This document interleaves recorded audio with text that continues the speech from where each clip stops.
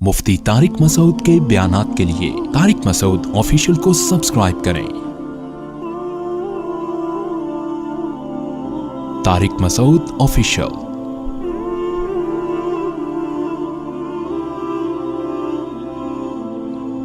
सूरह कहफ भी मशहूर सूरत है जो पढ़ी जाती है। नबी सल्लल्लाहु अलैहि वसल्लम ने फरमाया जो सूरह कहफ की जुम्मे को तिलावत करेगा, जुम्मे की रात को भी कर सकते हैं तिलावत, एक रिवायत में जुम्मे की रात का भी तज़किरा है, तो आपने फरमाया कि वो दज्जाल के फितने से महफूज रहेगा। कहफ अरबी में कहते हैं गार को। इसमें दो बल्कि तीन वाक़यात हैं, दो तो बड़े ही दिलचस्प हैं। पिछली कौमों में चंद नौजवान थे जो ईमान लेकर आए, जो क्या किया उन्होंने, लेकिन जिस मुल्क में वो रहते थे वहां का बादशाह बड़ा जालिम था, वो ईमान वालों को जिंदा रहने नहीं देता था। तो इन नौजवानों ने मिल के ये कहा कि हम यहाँ रहकर अपने ईमान की हिफाजत नहीं कर सकते, ईमान जाहिर करेंगे ये हमें मार देंगे, तो हम इस मुल्क को छोड़कर कहीं निकलते हैं। ये बड़ी कुर्बानी होती है अपना मुल्क छोड़ देना अल्लाह के लिए। हमें छोड़ने की जरूरत इसलिए नहीं है कि हम छोड़ के जाएंगे कहाँ, ये बड़ा मसला है ना। तो हम यहीं रह के दीन पर अमल करें, और अल्हम्दुलिल्लाह अल्लाह का शुक्र है इतना है कि जो करना चाहे तो अमल कर सकता है। तो उन्होंने कहा कि अब हम क्या करते हैं, यहां से निकलते हैं। अब अल्लाह ने देखो उनके साथ कैसी रहमत का मामला किया। असल में यहूद व नसारा इस वाक़े को जानते थे, तो वो नबी की नबूवत का इम्तिहान लेने के लिए उन्होंने नबी से ये वाक़या पूछा कि असहाब कहफ का क्या वाक़या है।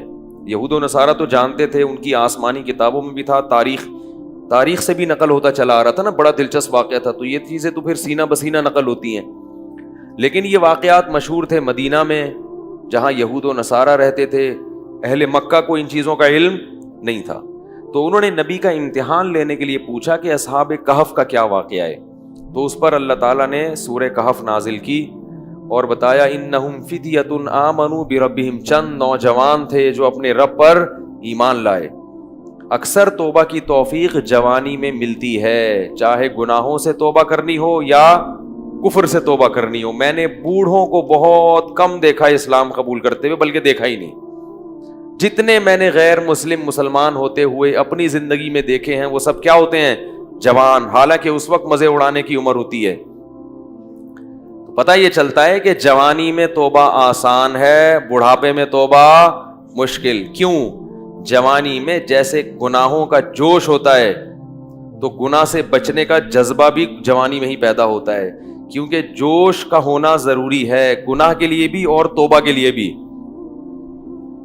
क्या हो गया भाई, एक आग भड़कती हो ना जिस्म में, गुनाह की भी आग भड़कती है और गुनाह से तौबा के लिए भी जज्बा चाहिए। बुढ़ापे में जज्बात क्या हो जाते हैं, ठंडे, ना गुनाह का वो जज्बा रहता है और ना गुनाह से तौबा का वो जज्बा रहता है, लिहाजा न्यूट्रल हो जाता है। बस जिस हाल में जवानी गुजारी उसी में रहता है, कहता है छोड़ो अब क्या तौबा करनी, बस आराम से मुझे जिंदगी गुजारने दो, मरने दो आराम से, चाहे वो कुफ काफिर हो या गुनाहगार हो।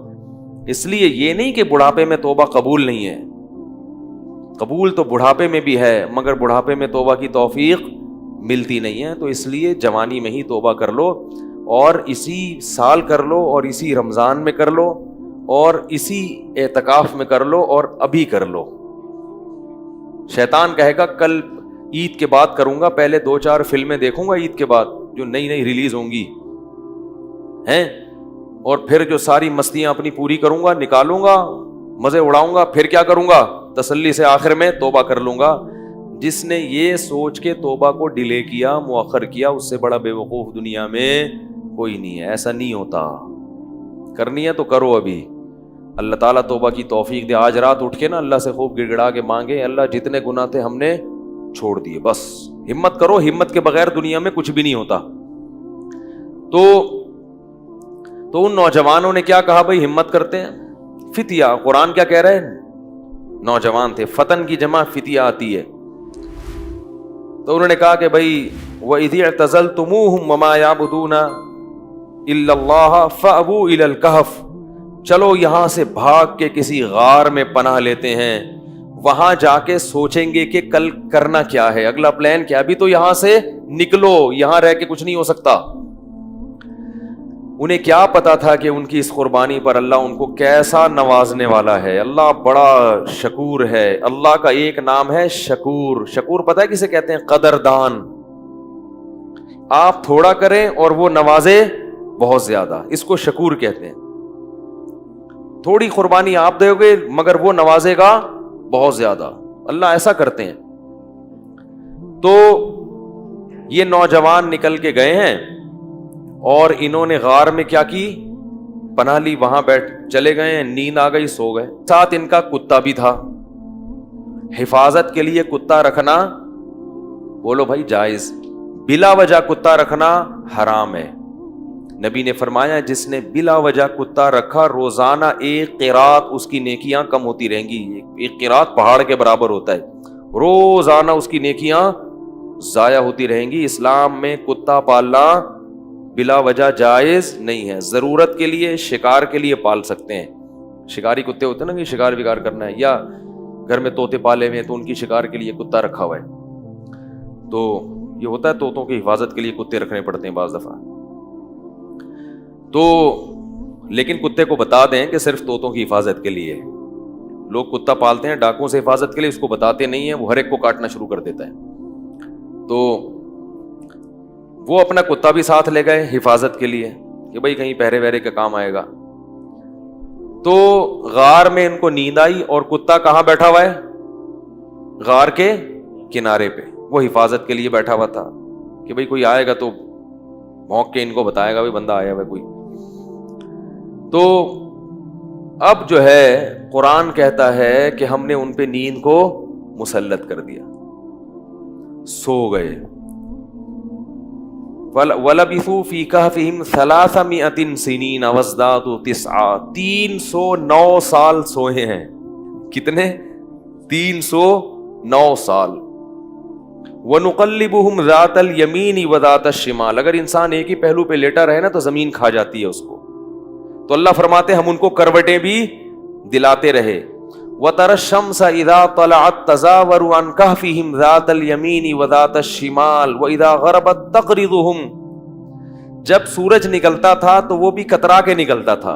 روشنی جائے گی مگر تیز دھوپ نہیں جائے گی, تاکہ سورج کی جلن, سورج کی کرنیں ان کی اسکن کو خراب نہ کریں.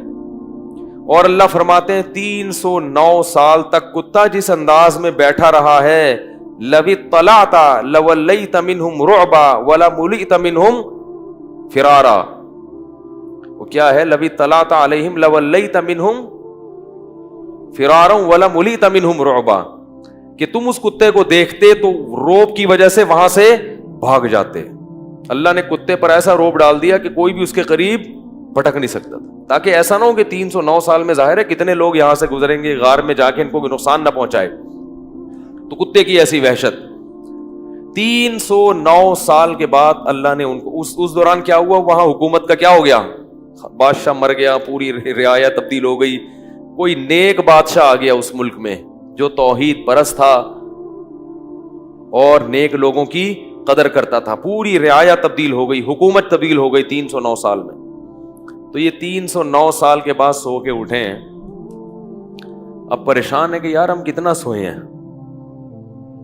کسی نے کہا کہ ہم 24 گھنٹے سوئے ہیں, کسی نے کہا کہ نہیں بھائی آدھا, کیونکہ یہ تو سوچ ہی نہیں سکتے تھے نا اتنے 100 سال تک ہم سوتے رہے.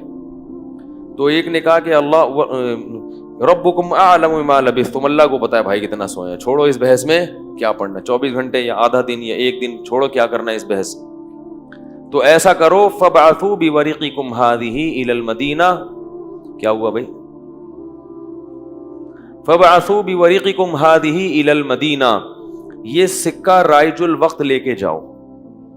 کیا کرو؟ سکہ رائج الوقت. یہ رائج الوقت میں خود لگا رہا ہوں کیونکہ آج کسی کا نکاح پڑا ہے نا جمعے میں, اس میں لکھا تھا 1,00,000 روپے سکہ رائج الوقت. تو یہ پرانی اصطلاحات پتہ نہیں لوگ کیوں استعمال کرتے ہیں بھائی.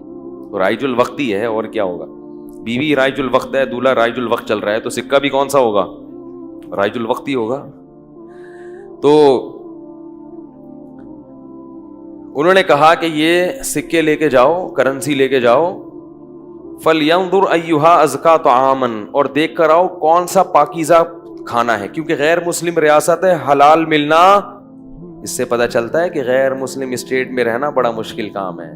لوگ یورپ امریکہ میں جا کے جو آئے کھا لیتے، کہتے بسم اللہ پڑھ کے کھا لو، یہاں کیا حلال حرام، اتنا مشکل کام ہے. نہیں نہیں نہیں نہیں، آپ کو تحقیق کرنی پڑے گی. غیر مسلم ملک میں گوشت کھانا آپ کے لیے حلال نہیں ہے جب تک کہ یقین نہ ہو کہ یہ حلال طریقے سے ذبح کیا گیا ہے. اور محض حلال کا ٹھپا کافی بولو یار نہیں ہے، کہتے اس پہ حلال کا ٹھپا لگا. حلال کا ٹھپا لگانے میں کتنے ٹائم لگتا ہے، وہ لوگوں نے مہریں بنا کے رکھی ہوئی، حلال لکھا ہوا ہے، ہر چیز پہ سور پہ بھی ٹھپا لگا رہے ہیں حلال، جو چیز آ رہی ہے اس پہ کیا لگا دیتے ہیں، حلال کا ٹھپا. جو بھی ان ملکوں میں رہتے ہیں ان کی ذمہ داری ہے کہ چکن کھا رہے ہیں، بکرا کھا رہے ہیں، جا کے پہلے تحقیق کریں کہ اس کمپنی میں حلال ہے بھی یا نہیں ہے. مشینی ذبیحہ ہماری تحقیق میں حلال نہیں ہے. قرآن میں صاف ہے کہ جس جانور پر اللہ کا نام نہ لیا جائے اسے کھانا جائز نہیں ہے. اور نام لینے کا مطلب انسان نے نام نہ لیا ہو، مشین کا نام لینا کافی، مراد یہ کہ انسان اس پہ نام لے. تو انسان کا اللہ بسم اللہ اللہ اکبر پڑھنا ضروری ہے. تو یہ بھی پاکستان کی ایک فضیلت ہے کہ یہاں الحمدللہ حلال گوشت وافر مقدار میں ملتا ہے، یقینی حلال ہوتا ہے، اپنے سامنے سے ذبح ہوتا ہے، بالکل صاف نظر آ رہا ہوتا ہے. بڑی نعمت کی بات ہے. بعض ملکوں میں شروع ہو گیا ہے لیکن جہاں بھی گیا ہوں مزہ نہیں آیا، مشکوک ہے، اطمینان نہیں ہوتا. تو فَلْيَنْظُرْ أَيُّهَا أَزْكَىٰ طَعَامًا، دیکھ کر پاکیزہ مال لے کر آؤ، کیونکہ غیر مسلم ہے، پتہ نہیں مردار بھی کھاتے ہوں گے، تو حلال تلاش کرو. وَلْيَتَلَطَّفْ، اور ذرا احتیاط سے جانا. لا یشعرن بکم احدا، کسی کو پتہ نہ چلے تمہارے بارے میں، چپکے سے جانا، رومال ومال ڈال کے اور پتلی گلی سے راشن خرید کے، کھانا خرید کے لے آنا. انہم ان یظہروا علیکم یرجموکم، کیونکہ ان کو اگر ہمارا پتہ چل گیا ہمیں پتھروں سے مار کے ہلاک کر دیں گے، اتنے دشمن تھے اسلام کے. او یعیدوکم فی ملتہم، یا زبردستی تمہیں اسی دین میں لے آئیں گے.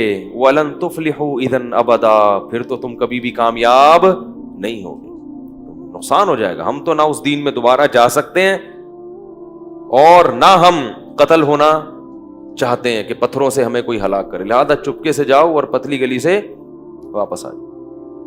وہ جب چپکے سے گیا تو وہ دیکھ کے حیران ہو گیا، وہ یہ کیا ہے بھائی، یہ تو وہ علاقہ ہی نہیں ہے بھائی. تو علاقہ ہی چینج ہو گیا ہے. علاقہ کیا ہو گیا ہے، چینج ہو گیا ہے. سندھ والے جو ہے نا علاقے کو کہتے ہیں علاقہ، کہتے ہیں علاقے کی بات ہوتی ہے بھائی. تو یہ تو پورا علاقہ چینج ہو گیا. تو وہ حیران کہ وہ بادشاہ کہاں ہیں. انہوں نے کہا کہ وہ بادشاہ تو بھائی 300 سال پرانی بات ہے، اس کے زمانے کی تو ٹرینیں بند ہو گئی ہیں. کون سے بادشاہ کی بات کر رہے ہیں؟ اس نے کہا بھائی وہ بادشاہ. انہوں نے کہا بھائی وہ پرانے زمانے کا قصہ ہے.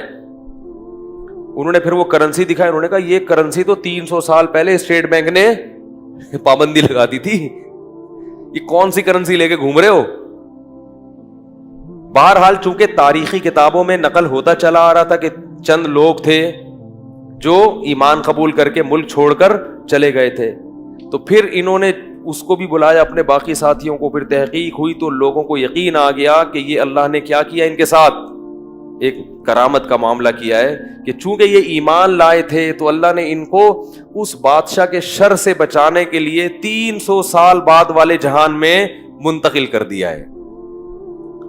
تو اب لوگ ان کے عقیدت سے ہاتھ پاؤں چومنے لگے اور وہ بڑا ان کی جو ہے نا عقیدت اور محبت کرنے لگے. اور ان کے انتقال کے بعد وہاں انہوں نے لوگوں نے ایک مسجد بنائی اللہ کو یاد رکھنے کے لیے. تو یہ مختصر واقعہ قرآن نے اصحاب کہف کا بیان کیا ہے.